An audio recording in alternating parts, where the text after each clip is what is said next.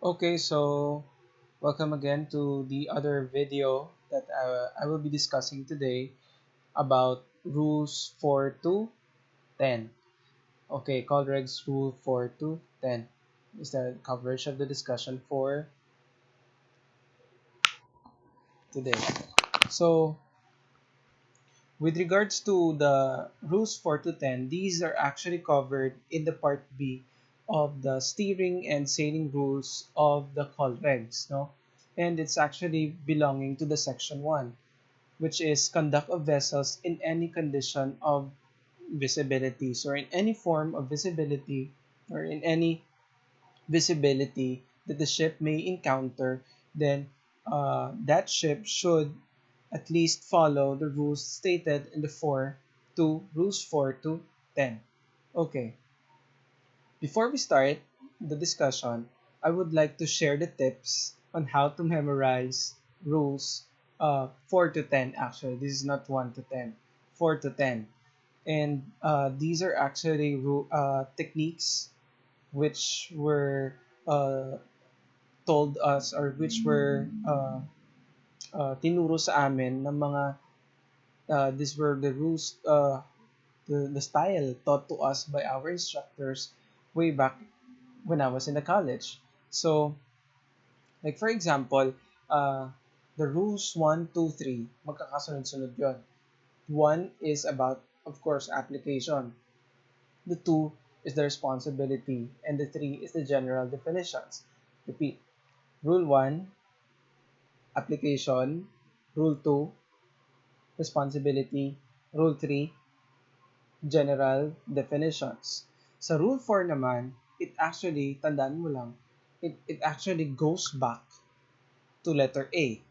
Because, tandaan na ang part A, the general rules or general, is only tatlong rules lang. Rule 1, Rule 2, Rule 3, and the 4 to 10 is ang part B natin, which is your steering and sailing rules. For our Rule 4, it resembles letter A, which is application. The Rule 5 naman, we have your lookout.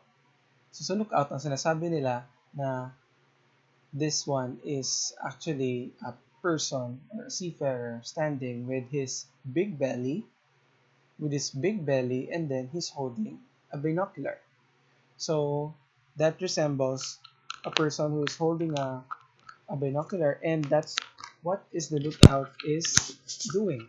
He's looking after for the safety of the ship or if there is a risk of collision. So, yun, Rule 5 siya. Rule 6 is safe speed. So, tandaan lang, safe 6. Mag-safe 6 kayo. No? So, uh, Rule 6, safe speed. 7, risk of collision. So, just imagine now that there are two ships on transit and then they are in risk of collision. So, Rule 7 is actually or the 7 is actually resembling the collision course. So that's why 7 is risk of collision. 9, narrow channel. N, letter N, narrow channel. And 10 is your traffic separation scheme. 10, letter T, for the traffic separation scheme. And actually sabi nila, it resembles actually daw the traffic lane, and of course the roundabout na for our traffic. So let's move with the part B. Again, it's about steering and sailing rules, and the section 1 is the conduct of vessels in any condition of visibility. What is rule 4? Can you still remember what is rule 4? Rule 4 is application. Rule 5, good, look out. Rule 6, safe 6, safe speed. 7, Risk of collision. Rule 8. Actions to avoid collision. Kasi magkasunod yon. The risk of collision, what comes next is your action to avoid collision. So, the 7 after none is 8. 9, narrow channels. And 10, traffic separation schemes. So, sa rule 4 natin, it applies actually daw. The rule says that the the section applies to any condition of visibility. So when we say visibility, how far your eyes could go, could see. And when we say restricted visibility, hindi ka makakita ng maayos. This one compares the two visibility, the good visibility, this one, and the restricted visibility, which would probably be caused by fog, rain, mist, snow, or something like that. The rule 5 is about lookout. Every vessel shall at all times maintain a proper lookout by sight and by hearing, as well as by all available means appropriate in the prevailing circumstances and conditions so as to make a full appraisal of the situation and of the risk of collision. Now, when I was in college, we were tasked to memorize what is Rule 5 because Rule 5 is very important for deck officers. And actually, when you go on board the ship, there are some deck officers who are requiring you, if you're a cadet, requiring you to memorize this one before they can sign into your logbook or something like that. So they're trying to trick you with, you need to memorize word by word the rule 5 of the colregs. No, so some officers are doing it, but me as an officer, I'm not doing it actually. But what I'm telling with my cadet is that you need to learn, you need to understand what are the rules in the call reg, not by word, but of course how you should understand it, how you will apply it, because you will become a deck officer soon, and you have to memorize the understanding of the rules. For the rule 6, safe speed. So when we say safe speed, it doesn't mean that there is a certain speed that you need to keep. Like for example, 16 knots, 14 knots, 12 knots, 8 knots, 6 knots. Wala pong sinabi sa rule natin na pag sinabi natin safe speed, may certain speed ka na ifa-follow. The safe speed says that you need to go on a speed wherein, in case of emergency, you'll be able to get out of collision or risk of collision or danger. So, yun ang ating rule 6. The rule 5 actually tells you that you need to post a proper lookout. You have to be that person who will look after the safety of the ship, and as much as possible, as early as possible, you need to detect risk of collision. And at the same time, you need to appraise. I-appraise mo if there's a risk of collision, and you have to uh, you have to execute uh, alteration of courses, alteration of speed for your ship to be safe. Remember that you are on duty as a deck officer, and everyone's life on board the ship is dependent on you. You are the eyes of the ship by that time, and you need to keep a proper lookout. That's why Rule 6, safe speed, is dependent on how you will decide as a deck officer, because the safe speed will always be dependent on certain circumstances, like for example, traffic, like for example, the weather, like for example, the location of the ship. Because, like for example, if your ship will go on a very fast speed and it's congested, the probability of getting a collision is really high. But if you're on the high seas, having a fast speed would be okay. And if you're going on a slow speed and if you're in the congested waters, it will be a little bit, or not little bit, but it will be safe, because in case of close quarter situation, you can alter your course immediately, or you can slacken the speed of your ship immediately. Rule 7 is about risk of collision. Now, it says there that every vessel shall use all available means appropriate to the prevailing circumstances and conditions to determine if risk of collision exists. You have to use all the equipments, you have to use all means to identify if there is a risk of collision. No? So, including radar. You can use radar to identify if there is a risk of collision. Of course, you can detect targets on the radar or the ARPA natin, and then the CPA is present there. You have to acquire the target, tapos merong CPA, and then that CPA is your closest point of approach. Ang ibig sabihin nun, that is the distance na mag-meet ang barko nyo. If the CPA is zero, if the CPA is zero, so that means you are in collision course talaga. If lesser ang value, that means the risk of collision is really there. And you should not be complacent that for that certain small amount, hahayaan mo lang siya. Because there are possibilities that, it will be affected by wind, if it will be affected by the current, or it will be affected by her sudden alteration of courses, no? Especially ikaw din. There are actually other steering rules in the next rules to be discussed in the midterm that tells you what actions you need to do. But in the rule 7, it only states there that you need to identify if there is a risk of collision as early as possible and use all available means. Sabi din daw sa Rule 7 natin, such risk shall be deemed to exist if the compass bearing of an approaching vessel does not appreciably change. Anong ibig sabihin nun? Uh, by the way, this is the makikita natin sa radar. And sa radar, makikita din natin yung bearing. This one is your own ship. And these are the targets that can be detected. This is actually the CPA or the acquired data natin from the target.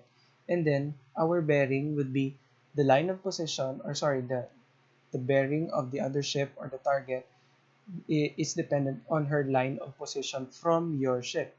No? So for example, if this is your ship and ito yung target natin, now there is you just imagine a line there. You will read it from the compass. What is the bearing, or what's the site? What degrees will that be from the compass? Then that's the bearing. No? If the bearing now does not change, no, from your ship, then there is a risk of collision because, for example, here, no, uh, your ship actually, both of your ships are actually moving on a different direction. However, ang bearing nitong line of position ng ship, as you go forward and as that ship goes forward as well, keeps on the same bearing. So, the possibility that pag umabot kayo dito sa ditong part, your ship will collide each other and merong collision na mangyayari natin. No? What do we mean by bearing na yan? That does not change. For example, you have your compass here, the gyro compass, no? And you have two sight. Isa sight mo yung barko, and then that line is your line of sight natin or line of position natin sa barko. If that does not change, then there is a risk of collision. Approaching siya sa iyo. Rule 8 natin, sabi nga natin, di ba? Rule 5 is look out. Rule 6, safe speed. Rule 7, risk of collision. And Rule 8, ang kasunod ng Rule 7. Pag si Rule 7, risk of collision, kasunod nun is action to avoid collision. Any action daw to avoid collision shall be positive and should be made in ample time.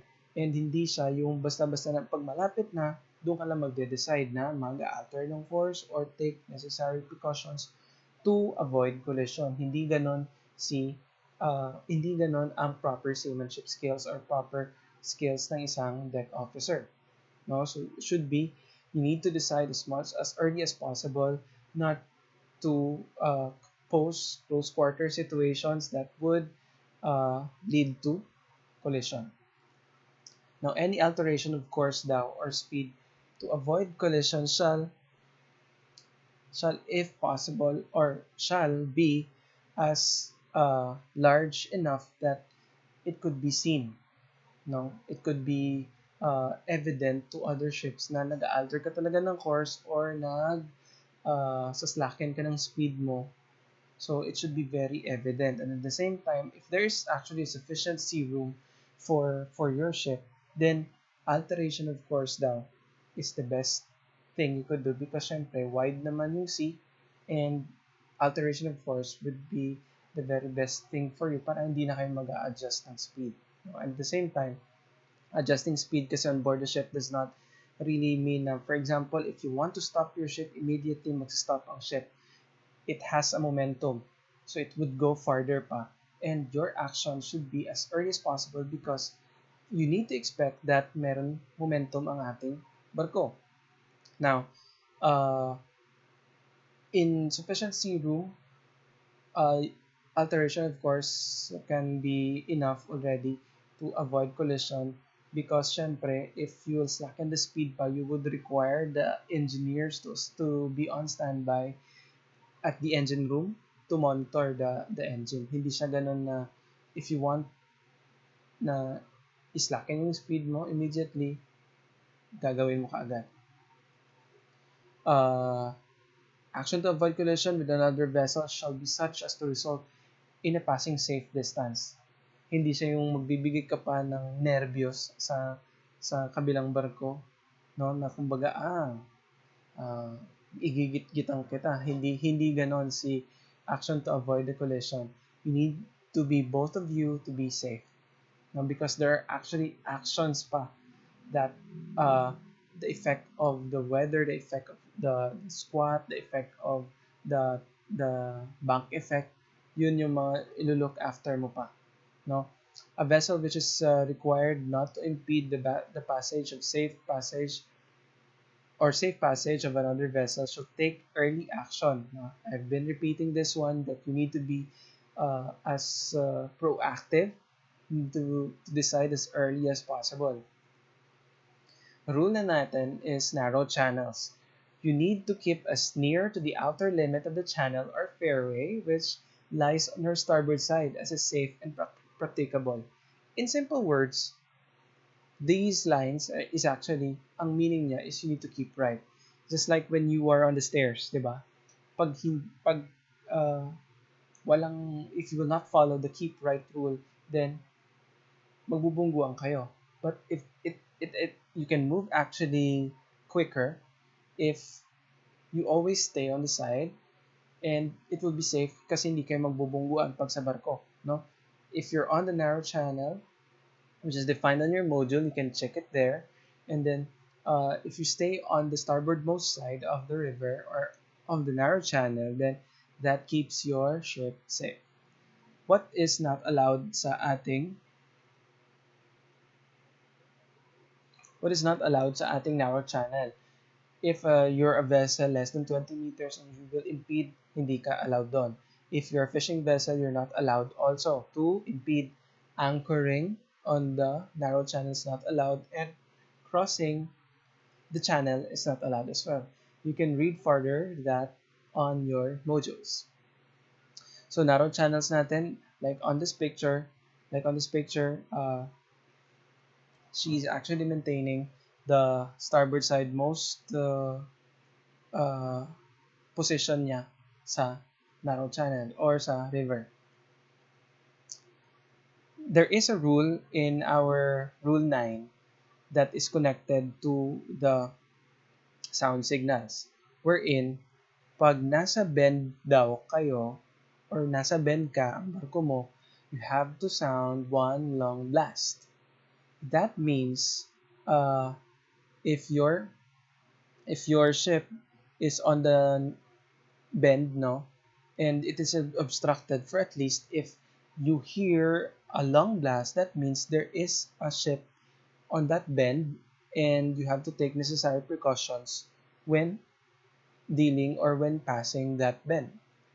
There are actually also other sound signals required by the Rule 9, like for example, the confusion. If your ship is confused of the actions of the other vessel, ano ang isa-sound? You have to check your modules. You have to check your modules kung ano ang sound na i-execute. Then, for example, if you're in a narrow channel and you have to overtake, it says there that if you will overtake the other vessel on her starboard side, you have to sound 2 long blasts and 1 short blast. If you are that vessel being overtaken, then you have to agree with the sound 1 long blast, 1 short blast, 1 long blast, 1 short blast. If you will overtake on the port side of the ship, wherein you need to sound 2 long blast, 2 short blast. As an answer, the same. 1 long blast, short blast, long blast, short blast. At some cases, if you will be passing the ship on her starboard side, the tendency is that she will move a little bit farther on the middle of the narrow channel. No, but that's not that really safe unless yun yung magiging safe for both of you. So you have to communicate well. You have to communicate well to each other. You have to sound signal, and you have to watch clearly the movement of the other vessel. If you're the vessel being overtaken, you're not relieved by the responsibilities. Huh? You have to make sure that you will not confuse the overtaking vessel. And you, as an overtaking vessel, should not impede the safe passage of that other vessel, and at the same time you should not create any close quarter situation. So as an overtaking vessel, you have to be very careful when overtaking other vessels. Again, I repeat, pag confused ka sa movement ng isang barko, ano ang sound signal? Pakihanap nun sa module. Rule 10. Traffic separation schemes. Proceed in the traffic lane in the general direction of the traffic flow for that lane. So you must keep your lane always. So wag kang mag-agaw ng ibang lane dahil it would cause collision. So far as practicable, keep clear the traffic separation line or traffic separation zone, because the traffic separation line and the traffic separation zone is made to separate the traffic. Kasi pag dalawa kayo yung gagamit doon, that would actually cause collision doon pa sa traffic separation line. And sometimes that our traffic lanes are actually dredged or made sure that it's safe for passage, no? And at the same time, ang ina-allow kasi sa traffic separation line natin at sa mga sa traffic separation zone, mga fishing or mga other vessel, no, that is that should not impede the safe passage of other ships on the traffic separation scheme. Normally, we join the traffic separation scheme or the TSS on the termination of the lane, kumbaga sa start ng lane. We don't usually join the traffic lane unless there are circumstances, like for example sa middle ng lane doon located si port, so you have to join the lane. And if you're joining the lane from the side, you have to join the lane at small angles. If you will cross the lane, you have to do such na 90 degrees yung pag-cross mo. We will see the illustration in the next slides, but as much as possible, we should not impede the safe passage of the other vessels going en route on the traffic lane. So we have to be very particular with the movement of the other vessel, and as a lookout, it's your responsibility to make sure na walang risk of collision. No? So ito ang itsura ng traffic separation scheme natin or TSS natin sa chart. So meron kang makikita dito na traffic lane natin, and then there is a separation zone, traffic crossings here, because what happens here, there are ports here and here on this side. So, ang tendency, nagko-cross yung ship natin dito. So, you have to take necessary precautions when passing this area.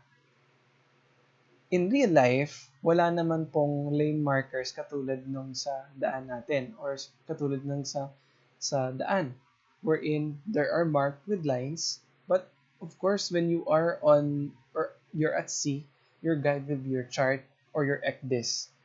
And ay makikita mo sa dagat katulad niyan, wala kang makikitang mga lines, wala kang makikitang uh, markers. Only there are some na merong mga markers but not all. It is purely dependent on how you follow the traffic flow.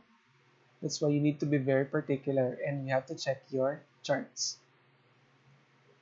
By the way, if you're on the TSS, you have to maintain a safe speed. By saying safe speed, you can stop your vessel anytime in case of emergency, or you can alter your course in any emergency. These are the parts of your traffic separation schemes. You have your inshore traffic zone, wherein this your inshore traffic zone, uh, ito yung area na hindi covered ng flow ng traffic natin. These are separation lines natin. This is your separation lane. This is your separation zone. On the other side, counterpart. And at the same time, termination ng lane natin dito sa start ng TSS. Ito yung sinasabi natin that if you want to join the traffic flow, you have to do such na small angles. And if you want to cross the traffic lane, when we say cross, wala kang intention na sumali sa traffic flow. You will just cross. You have to do such as 90-degree angle, no? Right angle. So, to wrap up, we'd like to summarize or we'd like to remember again what is Rule 5. Rule 4 rather. Rule 4 looks like a application wherein it states that the section applies to all visibility, no, all types of visibility, all conditions of visibility rather. Rule 5 is lookout. Rule 6, safe speed. Rule 7, risk of collision. What comes next? If there's a risk of collision, you need to take action. Rule 8, action to avoid collision. Rule 9, letter N, narrow channel. Rule 10, traffic separation scheme. So these are the rules covered for our prelim examination. Rules 1 to 3 and rules 4 to 10. Please do not hesitate. If you have questions, please do not hesitate to contact me or to private message me on the M rooms. If you have questions, you may reach me on my Facebook account that I have given you. Also on the contact numbers I've given you. You can call me anytime. And at the same time, you can send me email if you want.